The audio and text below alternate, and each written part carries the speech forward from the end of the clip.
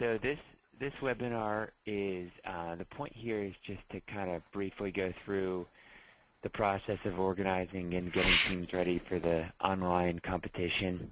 Good. And so what I'm going to do is go through this short PowerPoint, but I'm going to show you a couple of things as well, because kind of the process for this is the competition really starts in October when the online round commences, and once the students upload their business plans, then we have judges who review them and then select those that go to onto the state final competition. And so between now and then, it's a bit of a awkward timeline probably for you and for teachers, because you're teaching them and trying to cover, get them ready for the competition, even though they're going to need to submit their plan before they learn everything. But so that's kind of why we put together this webinar, to kind of give some tips. Okay. So, we're in the process of doing a business plan. I just took my kids and I told them this was a dry run for the competition, so I hope I'm not great. ruining them. That's great. Okay, yeah, that's perfect. Yeah. So, and just some logistics. There are each team is a 5-student team, and each teacher can enter multiple teams. And so, if you have 20 students in your class, obviously you could easily put together 4 teams of 5, and then you're not often lucky enough to have the exact number. So we do offer the option of recruiting students from other classes if need be.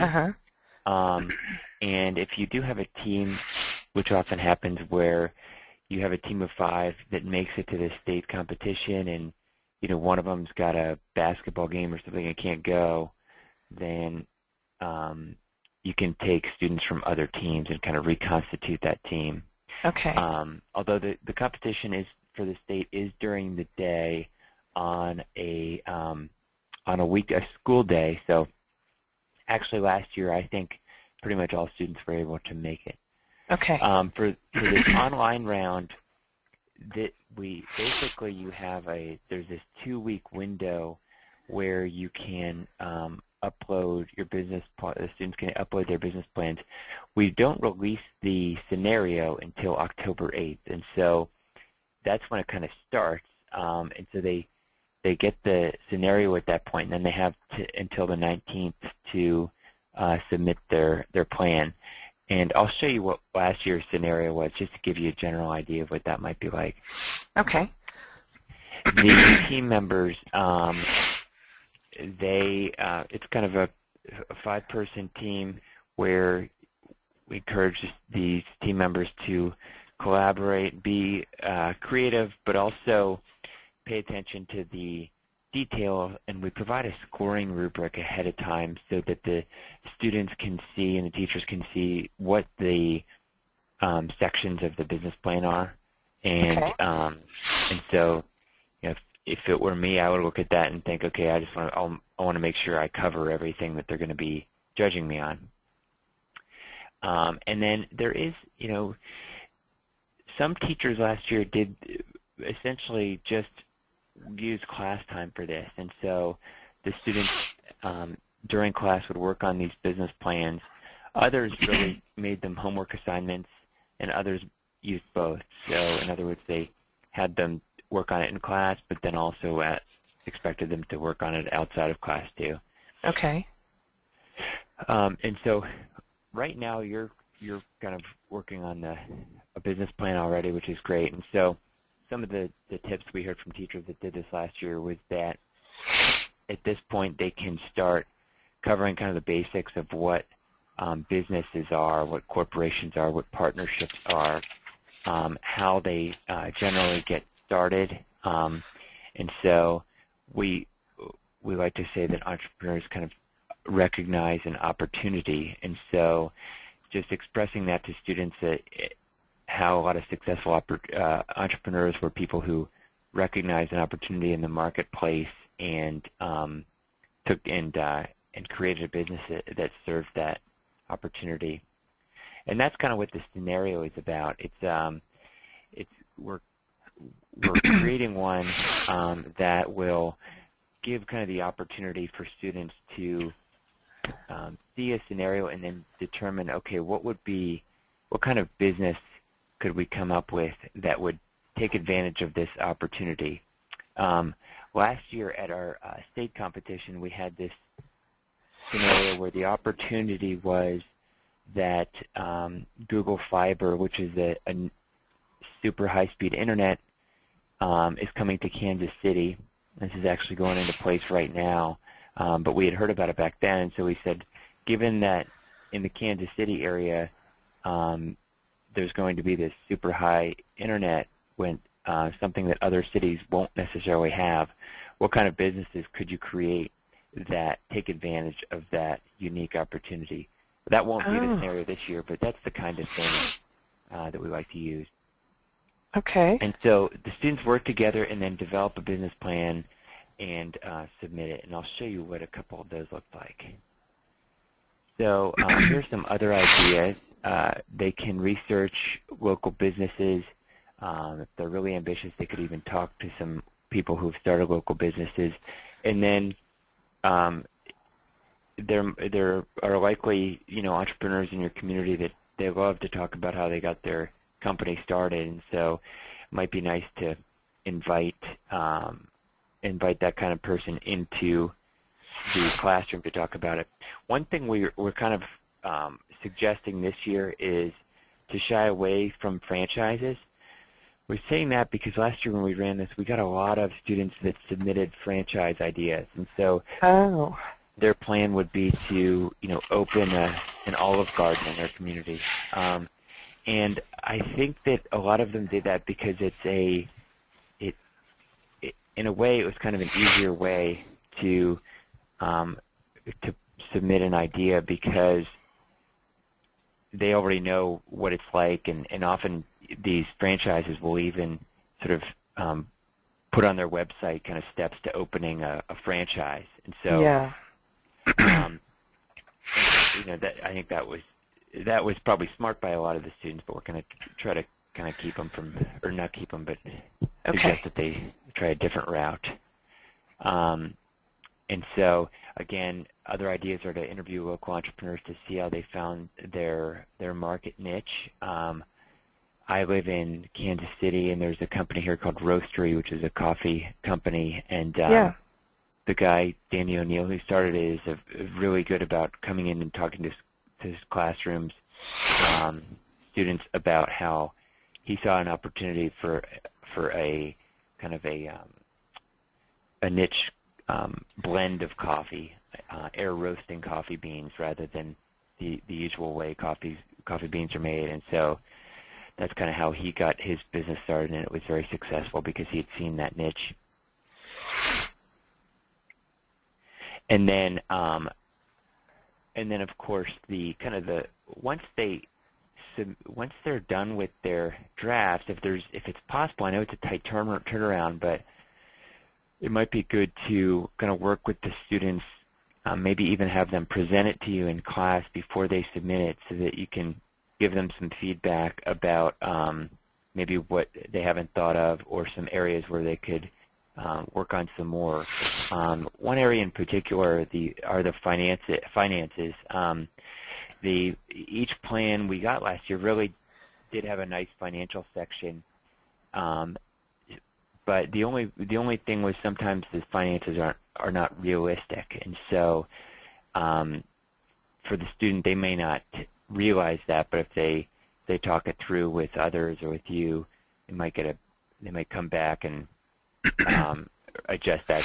And one example is it's not necessarily the best thing to be super optimistic about it. So in other words, you're going to start say a local, you're going to open a local coffee shop, and you put in your finances that you expect to make $1 million in the first year. It doesn't make it a better plan just because you're saying it's going to be more profitable. So. That's true. And then So then this is kind of the more fun. There is a section of the scoring rubric that deals with punctuation and grammar, and so just going through spell checking and making sure that there aren't mistakes will ensure they get a higher score. And then also with the, I'm going to show you a couple of these plans, but they can use, especially at the state, they can use PowerPoint, and they can use PowerPoint and a Word document. And so let me get out of here and pull up one of these plans. Okay, so here is a very short slideshow, and this is for a business called Adapted Optics. And so when they submitted theirs, they submitted 3 slides, and that was to basically summarize what the business was. But then they also included a longer business plan, which had a lot of the different sections of it. And this was from our state round, and so what you're seeing here is something that all of these students, and we have 10 work together at our state final. They put this together in just a couple of hours, and so it's not quite as detailed as the online round, and I'll show you one of those. So for the online round, this is the kind of document that we were getting submitted. So this is from a school in Savannah, and their company was called Book It Yourself, and I'll just show you what it looks like here. Just kind of scroll through it. So each of these sections really corresponded to what the scoring rubric was looking for, and really what most business plans include. So they had the market analysis, they had their advertising plan, and then finally they had their financials. And so you can see they got pretty detailed about the startup costs, and the way they treated it was they were treating this plan like something they were going to take to a bank or a venture capitalist, where they're basically looking for a loan to start that company. Okay. And then you can see this was actually, I think, one of our better or more highly scored business plans, in part because of the detail of the finances here. So this is about, let's see, 7 pages. That was about the average length. This is 7 with the cover page. Okay. And so that's kind of what the typical business plan looks like. I can tell you that some of this, you could tell that with some of the teams, that what they did is they took each section and divided it up. And so they would say, Caitlin, you take the first section, Austin, you take the second. At least that's how they got started.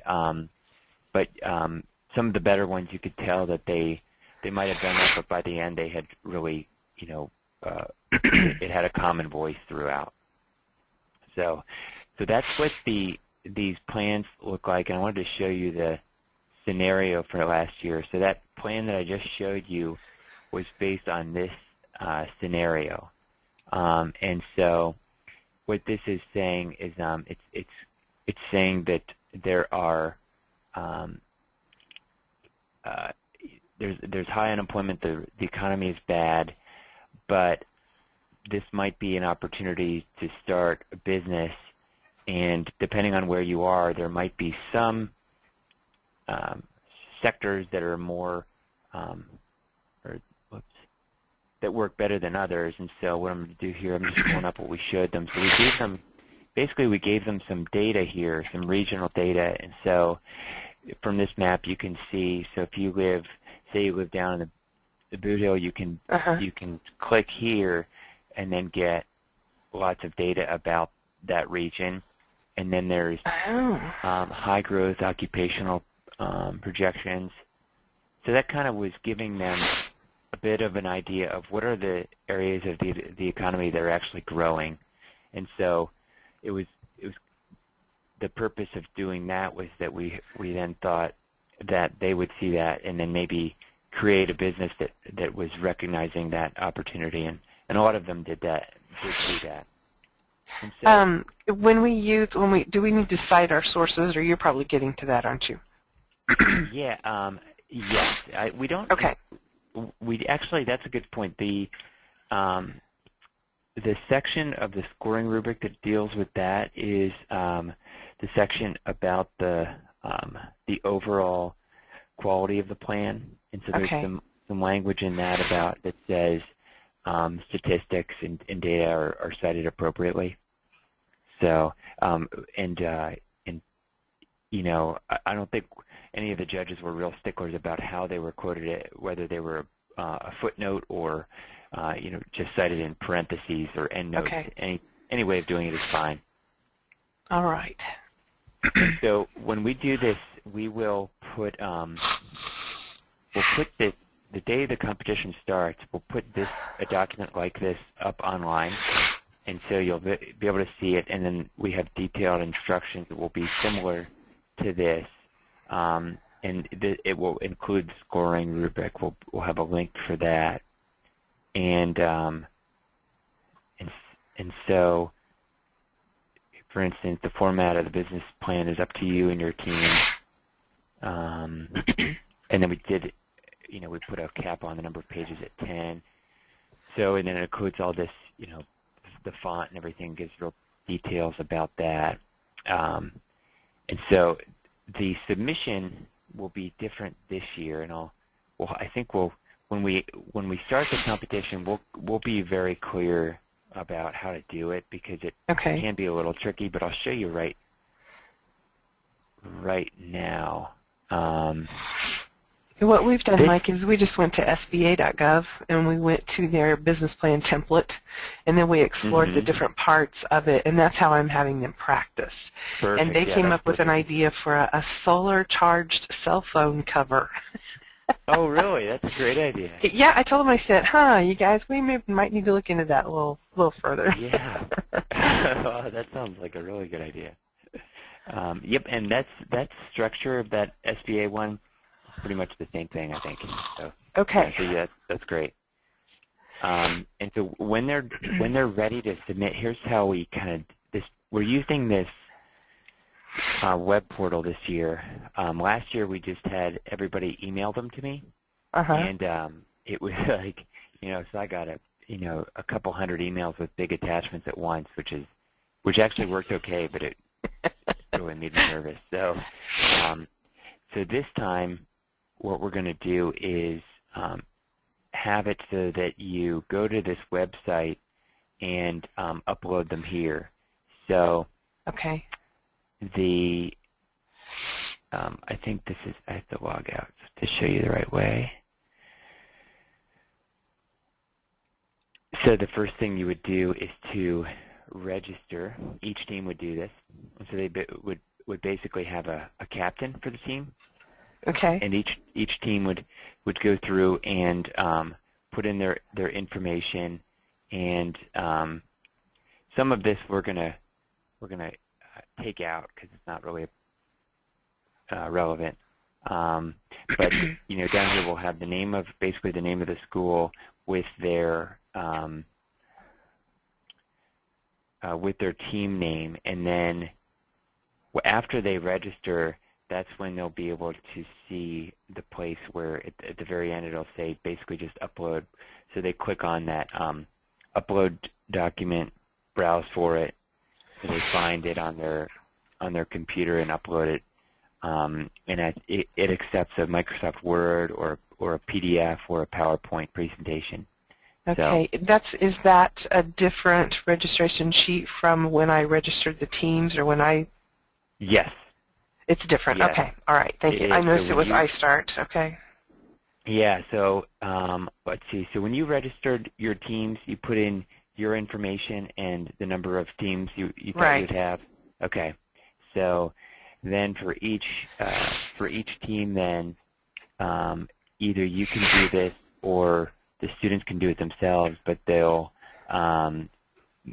need to each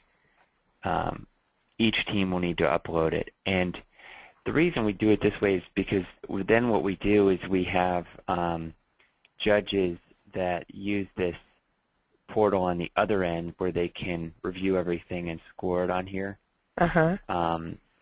and leave comments and everything. So once this gets closer to starting, I'll make sure to send out an email with kind of instructions on how to do it. It Okay. seems like it's really really kind of common sense, but then I actually was doing it myself, and I thought there were some things that might be a bit tricky. So Okay. yeah, so that's how that will work. And I think that's about it. So do you know how many students will be in the class?